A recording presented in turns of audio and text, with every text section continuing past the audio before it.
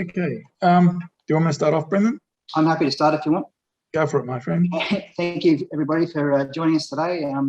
Firstly, we'd like to acknowledge the traditional owners of the land on which we meet today and pay our respects to their elders past and present. You might notice that everybody's muted at the moment. That's just so that we can make sure that we get through the presentation on time. We will give time at the end of the presentation for everybody to ask questions on camera through their microphones. But during the presentation, if you've got any questions, please feel free to put your questions into the chat box.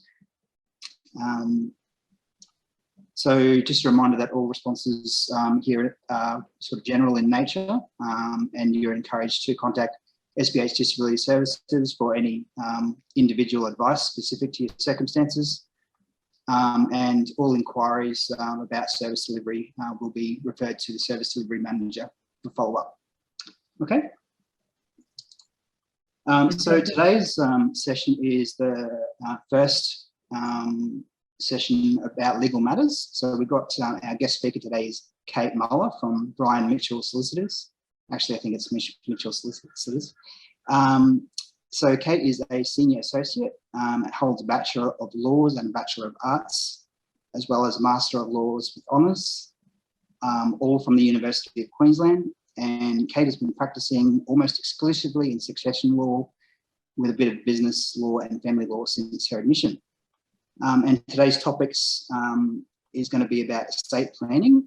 So which assets does a will deal with, estate versus non-estate assets, and appointing an executor. What happens if you don't have a valid will? Intestus, sorry, I don't know that word. Intestacy. Testacy. Yep.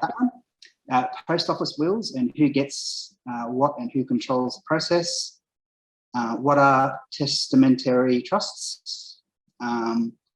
What is a will? And when should you review your estate plan? And any questions that you have at the end of the seminar, of course. Okay, I'll pass it over to Kate. Thank you, Brendan. And thank you for inviting me to speak today and for having me. I hope that what I have to say will be helpful and informative. I've tried to put some links to some information in here so that you can, particularly where I refer to Department of Social Services guidelines and things like that, so that you've got the ability to find out some more information. But please don't hesitate to get in touch with me after today if you want me to touch on anything further or explore anything further. So today, what I want to talk about are the topics as Brendan just ran through them. And you'll see what I'm focusing on here is estate planning. And that encompasses the idea of what happens, I'll move along my slides here, two big ideas. What happens when we die? Because that's not an if, unfortunately, it is a when, and it's something that we all need to plan for eventually. And also what happens if you lose capacity. Now that one's not a given, may or may not happen to you. That topic in particular I'm going to touch on today, but I will expand on that in a lot more detail in my second seminar in about a month's time, because that is a very big topic on its own. So today I'm going to talk about the first idea about what happens when you die and how we plan for that.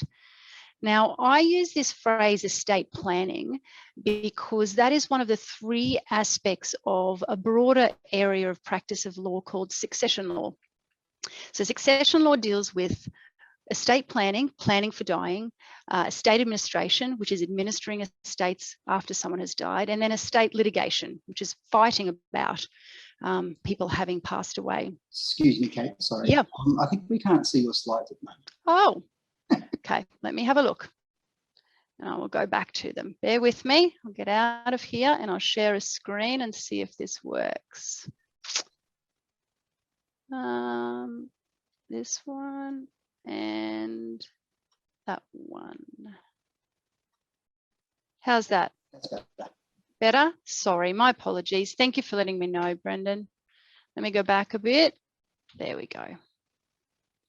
All right, so talking about estate planning, an estate plan mainly involves, for most people, writing a will, which deals with where your stuff goes and who's got the job of getting your stuff to those places after you've passed away. But a will isn't always the main part of an estate plan. And the reason for that is to do with how you own your assets and how those assets pass on after you've died. So I'll talk through those ideas as we go. So a will does two main things. It gives away the assets that you own at the date of your death, and it appoints an executor to do that, to do the giving away, amongst other things. An executor's job is quite broad, and their jobs involve organising your funeral, collecting in your estate, paying your debts, paying any tax and wrapping up your tax, and then distributing your estate to your beneficiaries. In terms of the assets that your will gives away, it gives away those assets that you own in your personal name at the date of your death. Now, for most people, when you write a will, you might write a will today, but you don't pass away for a very long time. So your will apply to those assets that you own in 50 years' time when you die, not the assets that you own when you do your will. So that's one of the reasons why it's important to keep a will updated, because things change over time. So let's talk about the first one, giving away assets. So estate assets are those assets you own in your personal name when you die, and they can be a really broad category of assets. So I've listed some there. It includes real property, houses and land, also your personal items, everything movable in and around your home. It can even include your pets. They are not family members, unfortunately, for legal purposes. They are assets. It includes movable items, so cash in the bank, shares in private companies, but also public companies. And it also includes things that we call choses in action. And they are the right to call in a debt, for example, or the right to pursue a legal matter. They also pass down. Now, those assets pass to your executor. Legal title passes to them from the moment you pass away if you have a will. So from the moment you die, without anything further having to happen, those assets in your personal name vest in your executor. Now, not every asset that you own in your personal name is going to be an estate asset. So I want to run through some of those. It doesn't include jointly owned assets. So for most couples, for example, you will own your principal place of residence as a joint asset in both names. Now, a joint property where you own it as joint, what I mean by that is you own it as joint tenants, and that means two people own the entire asset together. When one of those people dies, their name is simply taken off the title. The asset remains in the name of the person who has survived. Now, that applies to bank accounts, property, cars, shares, anything you jointly owned, a right of survivorship applies. So I'm just going to flick forward because I think I've gone into that a bit more detail. Actually, this slide might be a little bit more helpful. The other asset that doesn't necessarily form part of your estate is superannuation. Superannuation is owned by the trustee of the fund, and when you die, your benefits have to come out. And they can come out of the fund to your estate, but a few more steps need to be taken to make sure that that happens. They can also come out of your superannuation fund and go directly to a beneficiary. For those of you who have completed what's called a binding nomination for your super, that's effectively what you're doing. You're sending your superannuation sideways to that beneficiary that you've nominated, rather than to form an asset of your estate. And the third category I've got there are trust and company assets. So if you have a family trust, for example, or you have a company, then the assets that the trust or the company owns also don't form assets of your personal estate. Those assets will remain in those trusts and companies, whether you are alive or not. We have to do other work to get them out. So this is a slide to just helpfully show green assets up the top, personally owned in your sole name, form an asset of your estate. Pink ones down the bottom, not necessarily to be dealt with in your estate. Now, the assets that are not for part of your estate, therefore are not dealt with under your will. Your will only deals with assets that are in your estate at the date of your death. And that's why a will is usually the main part of an estate plan, but not always. Some people have assets held in these other formats, and therefore their will doesn't become particularly relevant. And when we're talking about couples where you have a lot of jointly owned assets, the will of the second person to die is the most relevant, because all of those jointly owned assets are only going to form the asset of the estate of the second one to have passed away. Now, the other thing that a will does is appoint an executor. Now, in my mind, this is actually the most important thing a will does. I mentioned before that all assets vest in an executor from the moment of death. So that means if you have a will and it appoints an executor, that person has the legal ability to deal with your estate from the moment you've died. If you don't have a validly appointed executor in a will, and that could be because you don't have a will at all, or you've run out of executors, everybody's passed away before you, or they can't act for whatever reason, then you don't get to choose who administers your estate. There is an order of priority set out in our Uniform Civil Procedure Rules that goes through who has the right to apply to the Supreme Court to obtain a grant of letters of administration of your estate. And you don't know who that's going to be. It's either going to be a relative, or it could be a beneficiary in your will if you have a will, but you don't get to choose who that is. And often you'll find that a lot of people have the same order of priority. So any one of them can apply. And if we have fights between those people, then we have quite a problem. The other problem in not appointing an executor, and this is what I think is the real issue, the authority of an administrator appointed under the Uniform Civil Procedure Rules only begins to act as your administrator once the grant has issued. It's not automatic from death. Now, the period of time it takes to obtain a grant of probate or letters of administration is at about 3 months from the date of your death. So in that time, if you haven't appointed an executor under a will, your administrator, granted they've submitted all the paperwork to the Supreme Court, but they are just sitting there waiting, and there is nothing they can do until that grant hits their hand. So it takes a bit of time, causes a bit of delay, and sometimes when it's not clear who's going to stick their hand up and do that job, it can cause real problems as to who has authority to do things. And lots of people can end up intermeddling, doing things they shouldn't because they don't end up having ultimate authority to do it. So it's really important that you do a will, if nothing else, to appoint an executor. Now, if you don't have any will at all, then we've got two problems. One is who's going to administer your estate. And as I mentioned just a second ago, that's the person who has the priority to obtain a grant. But the second issue is that your assets now, you haven't said where you want them to go because you haven't done a will. So that's when the laws of intestacy apply. The laws of intestacy set out an order in which your estate is going to be distributed, and they're set out in the Succession Act in Queensland. Basically, they pass your estate in a certain way to your relatives, depending on which relatives you have who have survived you. So let me give you some examples. If you have passed away and you have a spouse, married or de facto, doesn't matter, and you have 2 children, then your estate is going to be distributed like this. Your spouse will receive $150,000 plus your household contents, and they will receive half of the rest of your estate. The other half is being held for your children. And basically the Succession Act goes down in that order. We go through spouses, children, grandchildren.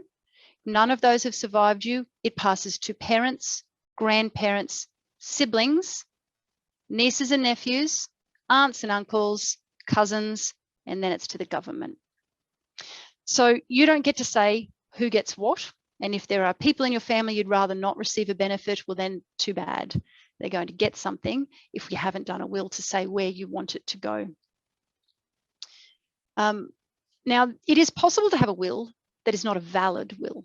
So let me talk about that. Sometimes you might hear in the news every now and then about how people have done a will where they have sent a text message, recorded a text message, or they've written it on the back of a piece of paper and it's been found at their bedside, or they've put it on a post-it note, all of these sorts of things.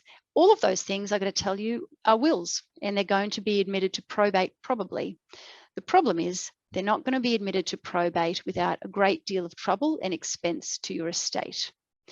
A valid will is one that is in writing, signed by the will maker in the presence of two witnesses who were both present at the same time. And that's it. It doesn't need to be dated, doesn't even need to be signed every page, doesn't need to be in the same pen, none of that. That's all it requires. If your will ticks all of those boxes, then your executors can have it admitted to probate through the registry, which is far more straightforward. If your will doesn't do those things because it's on the back of a post-it note or a napkin, or if it's in a text message you forgot to send, and it doesn't tick all of those boxes, then your administrator needs to try and admit that to probate as what's called an informal will. And the difference there is that we need to ask the court's assistance to have your will admitted to probate, and that's very expensive. It requires solicitors, barristers, courts, judges, and it's the better part of about $40,000 just to get your non-signed will admitted to probate. So it's really important to do a valid will. Now, I want to talk now about how we give to your beneficiaries. So I've convinced you need to do a will and you understand why. Now we want to talk about what that will is going to say. You know it needs to appoint an executor. We've done that. And now you know who it is you want to give your estate to. So now I want to talk about the ways in which we give your estate to your beneficiaries. The most common way is to give via a direct gift. And that is where you say, love you heaps, honey, here's my estate, it's all yours, take it, and off you go. And that beneficiary into their own name, into their bank account, their assets in their personal name, and off they go. More often than not, what you will find though is that wills contain these things called testamentary trusts. And you may have heard of that phrase. It gets bandied about quite a lot. So I'm going to explain to you now what that means for your will so that it doesn't sound quite so mysterious to you. So let me back up a little and explain what a trust is. A trust is a legal relationship where one person, called the trustee, holds assets, and it can be any assets, cash, houses, cars, whatever it is, on behalf of other people, and they are called beneficiaries. When we have a will that is a direct gift will, so an executor is distributing assets to beneficiaries, that is still a trust for a period of time. While the executor is administering the estate, they are holding those assets on behalf of those beneficiaries until they're distributed, and that's trust. There are lots of types of testamentary trust you'll find in wills, and I'm going to go through a few of them today. The most common are fixed trusts, and that's where we give a gift to a beneficiary, and it may be contingent on them reaching a certain age. So a common example of that would be if you have little children who are under the age of 18, and you say in your will, I give everything to my kids when they turn 18. That's a trust. Your executors will have to hold that money for your children, but it's contingent upon them turning 18. And when they turn 18, then they get a direct gift from the trust. So the trust collapses and they get their money. So that's the most common and simple form of trust, a fixed trust. Testamentary discretionary trusts are trusts that have a lot more words in your will, and they involve a situation where the trustee has a choice as to which of those beneficiaries that you list in your will are going to receive income and capital. Now, testamentary trusts, I'm going to go into them in a little bit more detail in a second, are the types of trusts you create in your wills where you want to provide a bit more protection for your beneficiaries. There is another type of trust I want to touch on today, and I call these trusts protective trusts. These are the trusts we create in wills where you have a vulnerable beneficiary. Now, those vulnerable beneficiaries may be people who are just not good with money and they shouldn't receive an inheritance. They don't really know what to do with it. They can also be people who, for example, have a disability and have never been able to manage finances and shouldn't ever manage finances and shouldn't ever have assets in their own name for a whole stack of reasons. One of the great advantages of a protective trust is the ability to include a distribution to a special disability trust. And I'm going to talk about those today in a bit more detail too. So let me go through these. Fixed trusts, as I mentioned before, they provide a direct gift to a beneficiary so that they may own that asset in their own name. In Queensland, for a beneficiary to inherit from an estate, they have to survive the person who's died by 30 days. If they don't survive by 30 days, they're not getting their gift. Sometimes, as I mentioned, for children, they also have to turn a certain age. So they have to tick both of those boxes. Now, you would use a fixed trust when the estate is quite small and we just want to give the money to a beneficiary and we just want to keep it simple. We don't want to create trusts. We just want to administer an estate, hand the money to somebody and everybody walks away. They are also helpful when there are no beneficiaries who could benefit from other structures. So when there's no point creating protective trusts and special disability trusts, we just need to give this money to beneficiaries.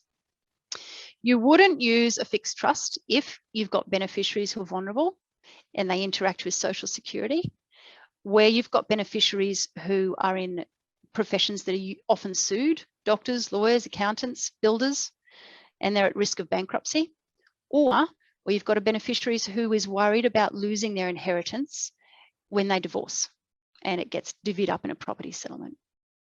So they're fixed trusts, nice and simple, keep it simple. Nothing wrong with a fixed trust. Testamentary discretionary trusts is a big, long, wordy name for these trusts, I'm afraid. What do? Where you create a testamentary discretionary trust in your will for your beneficiaries, what you are doing for them is protecting their inheritance from potential bankruptcy, and you're protecting their inheritance from divorce and property settlement proceedings. You are also allowing them to reduce the tax that they pay.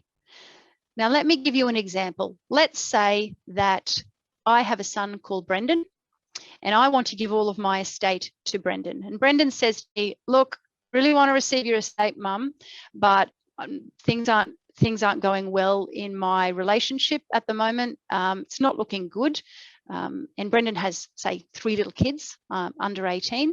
And Brendan says to me, when you write your will, can you please be mindful that if this relationship doesn't endure, I don't want to lose all this inheritance you give to me if I end up divorced and having to go through property settlement. In which case I can say to Brendan, no problem. I'm going to create a will for you and it's going to contain this thing called the Testamentary Discretionary Trust. And rather than Brendan inheriting my estate as a direct gift in his personal name, he inherits it in the form of a trust he controls. He becomes the trustee and he gets to choose who receives that inheritance because he is in full control of that trust. Now, the beneficiaries of that trust, the people who can receive some money from Brendan, will include Brendan, obviously. No point giving him an inheritance he can't touch, but may also include his children, might include charities that he regularly donates to, might include corporations or other trusts he's involved in. So that's what a testamentary discretionary trust does in terms of asset protection. It also has great, and these tax advantages are to do with how we distribute income. They allow you to distribute income to children under 18 up to the full adult tax-free threshold. So each child on paper can receive $18,000 and only the leftover income is taxed in Brendan's name. So that can be really, really powerful. They're very, very powerful for tax planning and very powerful for asset protection. The other aspect of asset protection that they do is that they will protect a beneficiary who is at risk of being bankrupt. Assets that are held in a trust are safe from the trustee in bankruptcy and they can't be divided up. The other things that they do are they allow assets to transfer down generations. So I create a trust in my will for Brendan. Brendan says, you know what, when I plan for do my estate planning, I want to make sure this trust just passes down to my children. So we just keep it intact and it flows all the way through. So that's what a testamentary discretionary trust does. Now, to give you a little more information, I've done a diagram here of the Weasley family. This was my Harry Potter loving secretary who named all of these characters. You've got Arthur and Molly, Ginny, George and Fred, and you'll see we've obviously married them off and done certain things. Fred there has had a couple of kids, and I've done a little example there of how he can distribute tax down to his 2 children and how he can save on the tax that he pays by creating these trusts. Then we've got Ginny. She's obviously married Harry and that's not gone well. So Ginny's trust will allow her inheritance to stay protected, and she won't have to give half of it to Harry, whether he deserves it or not. And then the third trust they created is for George. George is a doctor here from the stethoscope around his neck, highly sued profession. George, unfortunately, is bankrupted, but thanks to Arthur and Molly creating a testamentary discretionary trust in their will for George, the assets that sit in that trust are protected from bankruptcy. So George gets to keep his inheritance. Now, testamentary discretionary trusts, you've probably gathered, are very complex, and I've really just touched on them. They can be drafted and created in a lot of different ways, but the important thing to remember is they need to be tailored specifically to every beneficiary's needs so that we can make sure that they're not too burdensome, they're not creating more drama where there shouldn't be any. Your beneficiaries may not appreciate it. So it's important to get proper advice around what sort of trust, testamentary discretionary trust, you create in your will. So there are some things that testamentary discretionary trusts don't do. What they do not do, they don't deal with assets that are not part of your estate. So if you want to give all of your superannuation into a trust for your children, you can't then do a binding nomination for your super fund, also giving it to your children, because then that superannuation will go to them directly and it won't form an asset of these trusts. And the issue there is timing. After you pass away, that period of administration is where all of your assets come into the estate and your executor collects them in. Testamentary discretionary trusts are not set up until the end of administration, about a year after you pass away. So in that time, superannuation, if it's directed to your beneficiaries, will pass directly to them and it won't come in via your estate. It also won't protect against a claim on your estate. And I go into touch on these claims a little bit further in the presentation, but it won't protect claims. And again, the reason is timing. If someone's going to make a claim on your estate, they do it in the first 6 months after you've died. Trusts aren't even set up by then. So it will not protect a claim against your estate. They also don't constitute adequate provision. Now, this is important when we're talking about vulnerable beneficiaries, beneficiaries with disabilities. If you put assets in a discretionary trust where that beneficiary is not the sole beneficiary, that's not adequate provision. And that is a claim, a successful claim any day of the week against your estate. They are also not helpful where the estate's too small. No point creating a fancy trust and paying for accounts to be done every year when there's nothing to go into it. And as I mentioned before, because we need to structure these for each individual beneficiary, if we don't put thought and care into their particular circumstances, then they may not be structured very well and may not do what we need them to do. All right, I'm going to move on to protective trusts now. Protective trusts. This is the name that I give to trusts I'm creating in a will when I'm trying to give an inheritance to people who may not be able to manage their own inheritance for a whole stack of reasons. Now, that may be that range of beneficiaries I'm talking about range from people who are just vulnerable, may not be wise with their money and make wise choices. They have capacity, they manage their own money, but they're not going to make smart decisions. And then I'm talking all the way through to people who have quite severe disabilities, who maybe were born with those disabilities, have never had capacity, have never had the ability to manage an inheritance and never will. So a protective trust in a will is the type of trust we create when we want to ensure that a beneficiary doesn't own their inheritance in their personal name. So what I've talked about here are some of the features that I'm going to go through, but one of the main reasons why you would choose a protective trust over, say, a testamentary discretionary trust is to overcome the risk of a claim on your estate because you haven't adequately provided for someone. So let me make that a clear example. Brendan, sorry, Brendan, I'm picking on you today, but let's say that you're my son and you have a disability and you've never been able to manage your own finances. You've always lacked capacity. I don't want to give you my inheritance in your personal name because you can't write a will. It's available then for whoever's looking after your assets, and you're vulnerable. You may give them away, or you may somebody may be able to make a claim on your estate that I can't manage. Plus, I need to make sure that any inheritance I give you interacts with Social Security. But I want to make sure that my inheritance is used for you. I want to look after you because you're my son and you have very expensive needs. So how do I do that? I make sure I put it in one of these trusts. And the advantage of that is I'm still making adequate provision for Brendan, because I'm still giving him an inheritance, but I'm making sure he doesn't have control of it. So the features of a protective trust are, there really needs to be just one beneficiary of the trust, just Brendan, nobody else. If he's not the only beneficiary, we've got an issue about whether I've adequately provided for him. That sole beneficiary can't be in a position of control. They can't manage this inheritance. The trust should outline what the trustees need to do in managing that money. So when I create protective trusts in wills, I set out a list of directions. I say the trustee has to look after Brendan's accommodation needs, his medical needs, his living and other expenses. And the very last is discretionary spending. They need to make sure that they manage his inheritance, that they take advice from professionals to manage that inheritance, and that they review that plan every 6 months. The other advantage of a protective trust is that I want to make sure that if this trust is set up for Brendan and it's running and then Brendan passes away, I don't want to rely on Brendan having had to do a will, because he may not have been able to do one. So I don't want all those assets to be in Brendan's personal name and then pass according to intestacy to his beneficiaries. I want to make sure those assets come back into my estate and then I direct where they go. And that's the advantage of a protective trust.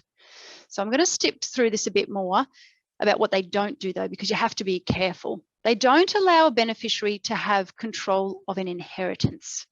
Now, where you've got a beneficiary that has a severe disability, it's a bit of a no-brainer. They're not going to be able to manage an inheritance.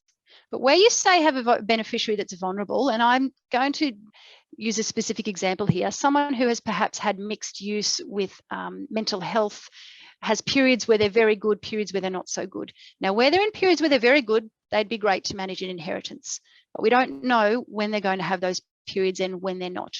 Now, the risk is this: if I tie up their inheritance in a trust that they can't control, and they come good, and they are good, and they can manage an inheritance, and I've locked it away from them, then they will have every right to go to the court and ask for that structure to be completely undone.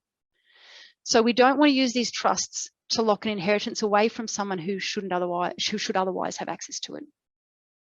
The other things these trusts don't do well are interact with Social Security, unless we create the ability to contribute to a special disability trust. And I'm going to go into those in more detail. The reason is this: if I create a protective trust for Brendan, he's the only beneficiary and all those assets are sitting in there.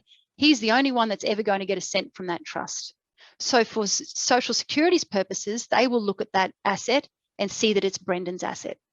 And when they calculate his disability pension, they will class all of the assets in that trust as his assets, going to completely stuff up his pension.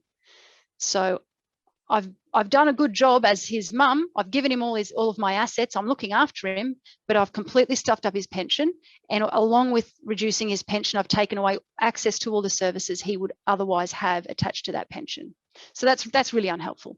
So the way we overcome that is we give the trustee of your protective trust the ability to contribute to a special disability trust. Now, what are these guys? These guys are a construct of the Social Services Act. So they are a federal government creation designed quite some time ago to allow people with disabilities to receive assets, mainly inheritances really, and for those assets to then be exempt. So this is how people who interact with Social Security can own assets without losing their pension and access to those services that are attached to their pension.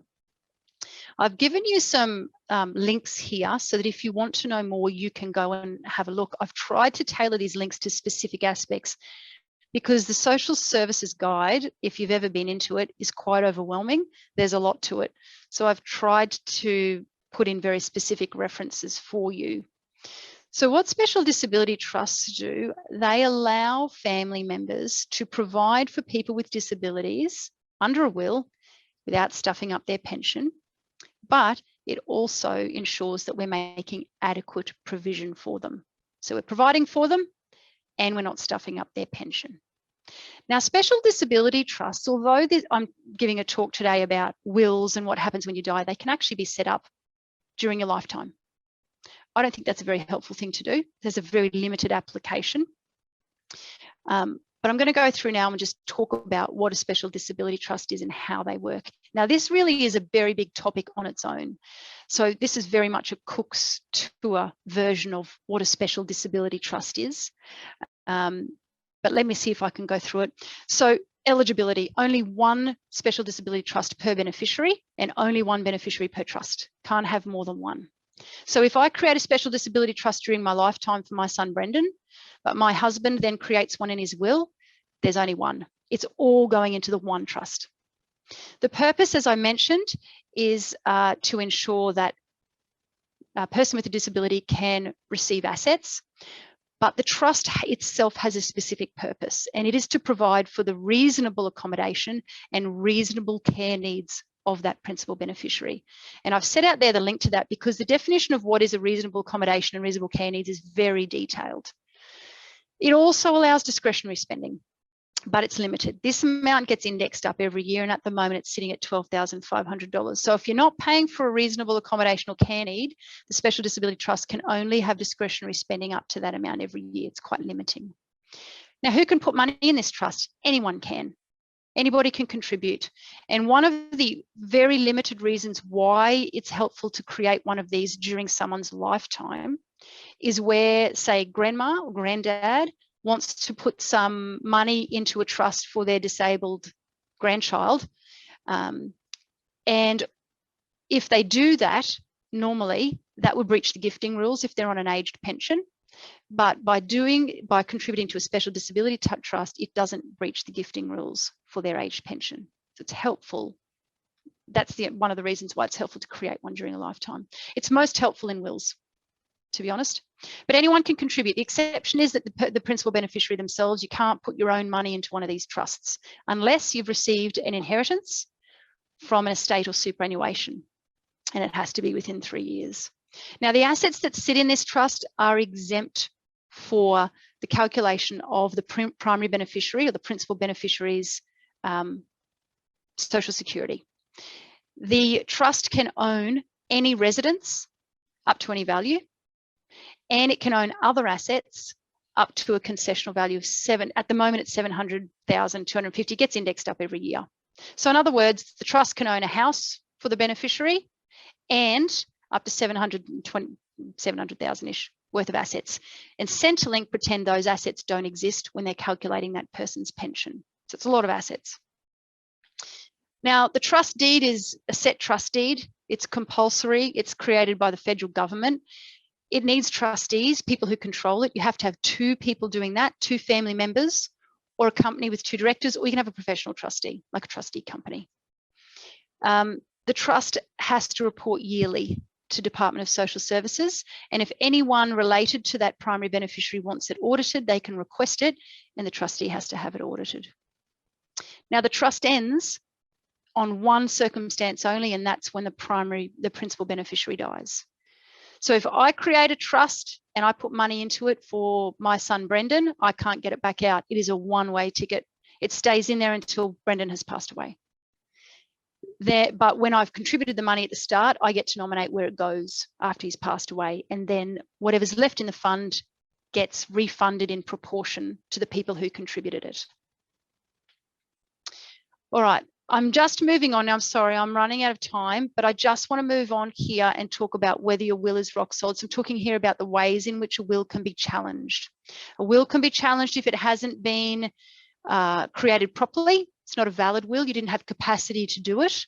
If you were unduly influenced to make the will, or if you failed to make adequate provision for someone. And I've used that phrase a couple of times today. Now, the most common form of challenge to an estate is that third one, an adequate provision claim. It's called a family provision claim.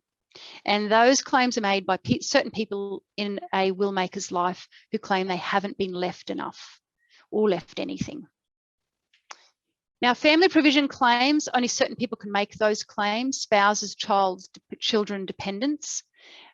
And determining whether they've been adequately provided for and what is adequate provision is a weighing up of a lot of factors, including the size of the estate, position of other beneficiaries in the estate, the financial position of the person who's claiming, whether there's been a breakdown in relationship between that beneficiary and the person who wrote the will.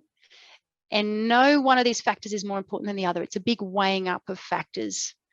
I have made a point there to note that these factors are weighed up at the time that the person has died, not when they made the will. So if at the time I wrote my will, Brendan was a millionaire and I said, Brendan's got enough, he doesn't need more money, I'm going to give it to his little sister who has $10 in her account. But by the time I die, Brendan's made very unwise life choices and lost his $2 million, and he also has $10 in his account. He's going to have a very solid claim for further and better provision from my estate.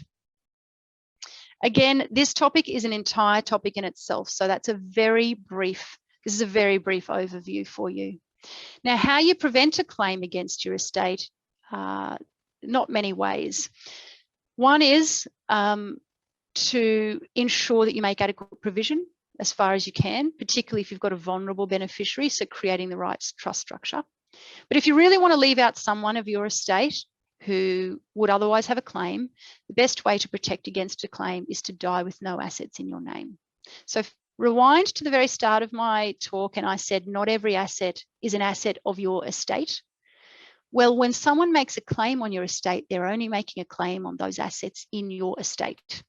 So the best way to defeat that claim is to have assets that are not in your estate. Put them in your super fund, put them in a family trust, put them in joint names with somebody, and then those assets will never form part of the pot that someone's going to claim on. So again, lots of advice needed when you're structuring, doing an estate plan to prevent that. Now, what doesn't prevent a claim on your estate? Giving beneficiaries token gifts. Lots of people think they can give someone $100 and that prevents a claim. It doesn't. Writing really vitriolic statements. We see this all the time. Giving reasons in your will why you've left someone out doesn't work. Makes no difference. Probably just annoys them, because then you're putting to probate a document that's becoming public that you've then abused somebody in. Creating testamentary trusts. Back to the timing issue. If someone's making a claim, it's in the first 6 months. We're not creating those trusts in your will for at least a year after you've died. Timing doesn't work. So creating those trusts in your will not prevent a claim. And the other thing they won't do, they won't help you if you're providing for a vulnerable beneficiary. Now, what I hear all the time, our office does a lot of estate planning for people who have children with disabilities.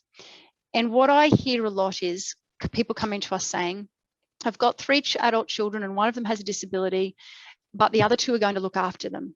So I'm not going to give any assets to my child with a disability because I don't want to stuff up their pension. I'm going to give it all to the other 2 and they will look after him. That's not enough.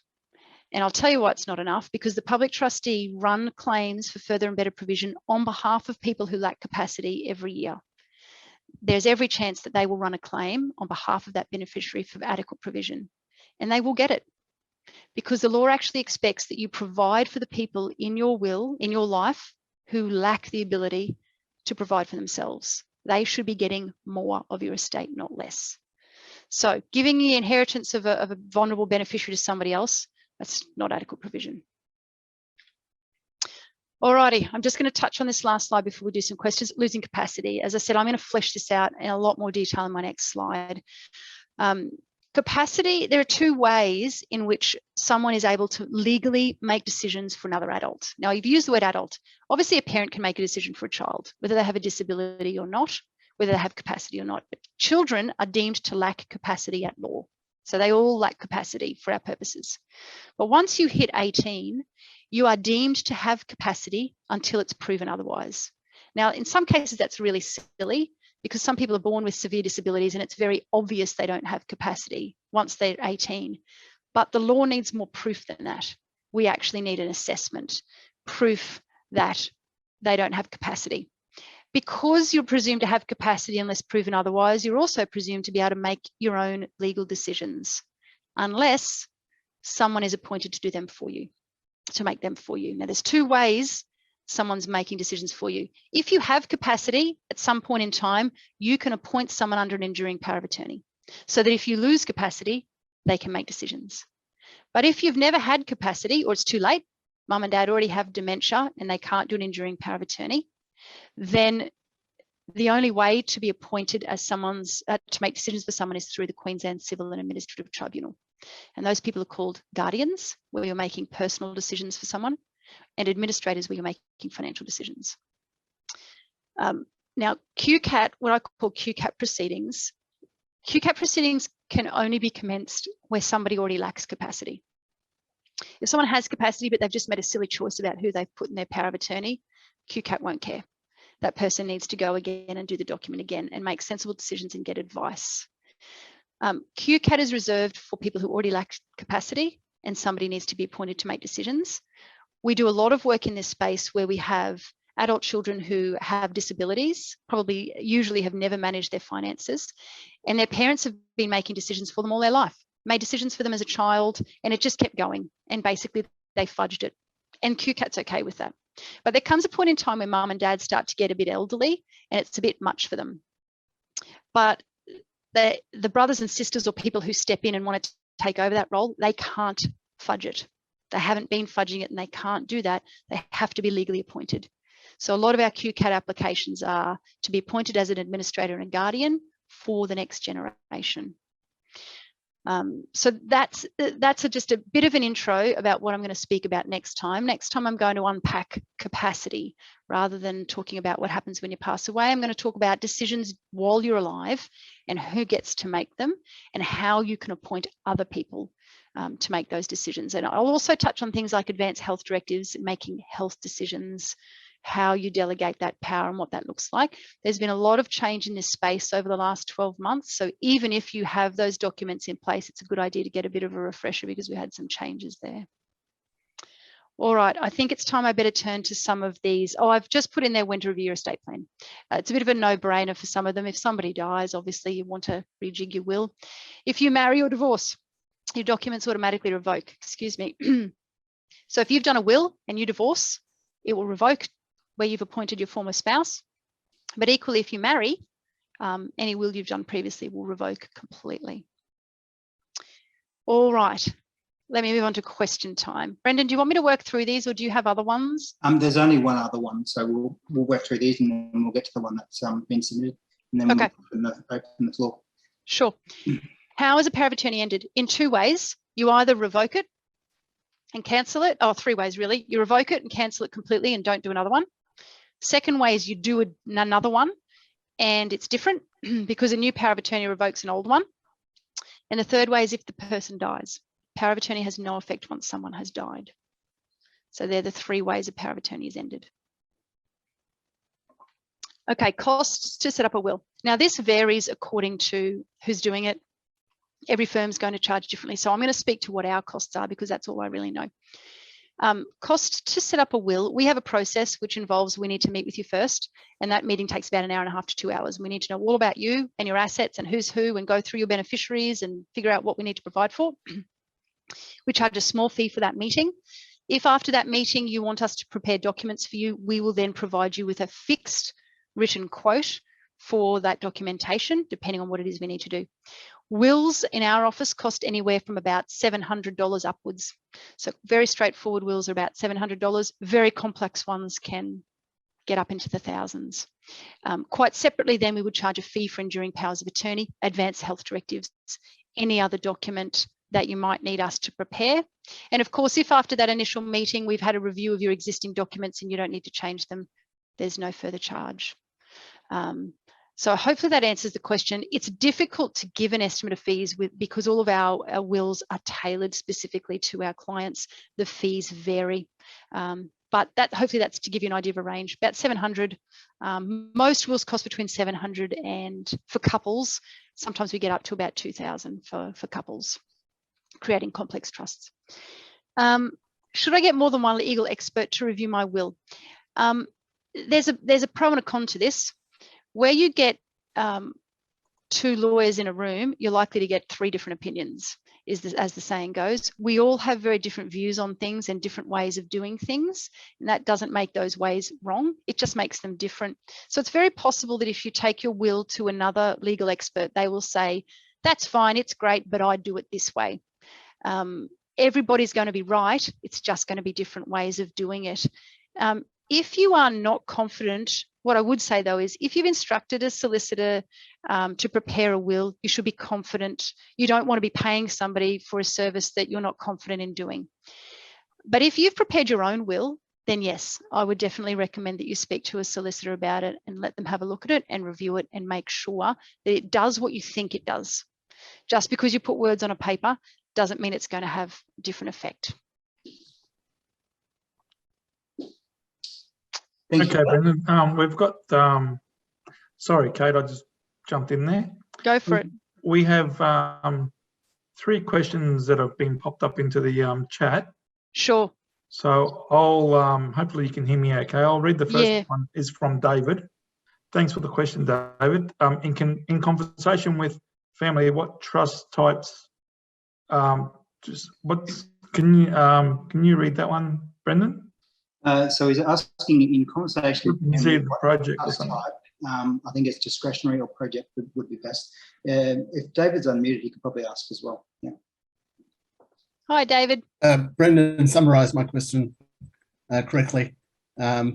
Just in that context of a conversation with family members, which trust type should I really assert being a generally good one for they're looking out for my interests, let's say? Okay, so they're providing for you in their wills, David. Yes. Do you need to interact with Social Security?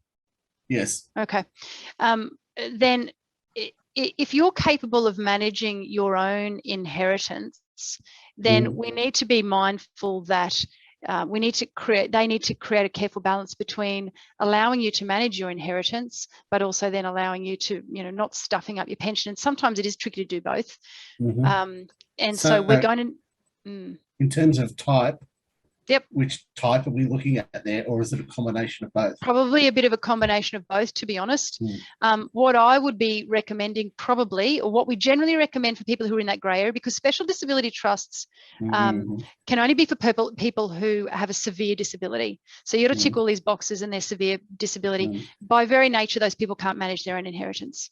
So that's not you. So if you can manage your own inheritance, but you don't want it to form a personal asset, then we'd be looking at maybe more of a testamentary discretionary trusts, but you wouldn't be able to have control of it, certainly not on your own. Because for Centrelink, what Centrelink looks at when assets are in any form of trust is the control test and the source test.